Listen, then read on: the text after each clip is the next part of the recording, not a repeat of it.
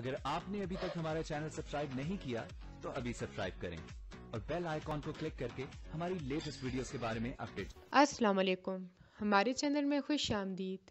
شانزے پیسوں کے لیے اور میرب سے نفرت کے لیے عامر کی مدد کرتی ہے، مگر جب اسے احساس ہو جاتا ہے کہ عامر ایک برا لڑکا ہے تو وہ سارے ثبوت اکٹھے کر کے میرب کو دے دیتی ہے اور اس سے کہتی ہے کہ کورٹ میں جاؤ اور یہ تمہارے وہاں پہ کام آئیں گے۔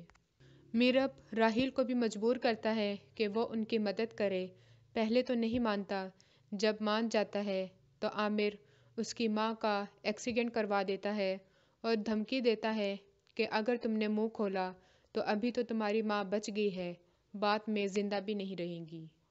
دعا کو جب اس بات کی خبر ملتی ہے تو پریشان ہو جاتی ہے کہ عامر بہت برا شخص ہے اور وہ اپنے بچاؤ کے لیے کسی بھی حد تک گزر سکتا ہے، جس پہ فاریہ اسے کہتی ہے تم اس کھیل کو ختم کر دو اور اس سے خلا لے لو۔ دعا راضی ہو جاتی ہے، لیکن ایک دن اچانک اس کی طبیعت خراب ہو جاتی ہے۔ وہ ڈاکٹر کے پاس جاتی ہے اور وہاں پہ اسے پتہ چلتا ہے کہ وہ ماں بننے والی ہے، جس پہ فاریہ اور میرب سارے بہت پریشان ہو جاتے ہیں کہ وہ تو عامر سے جان چھڑانے کی بات کر رہے تھے، مگر وہ تو ان کے اور ہی زیادہ قریب آ گیا ہے۔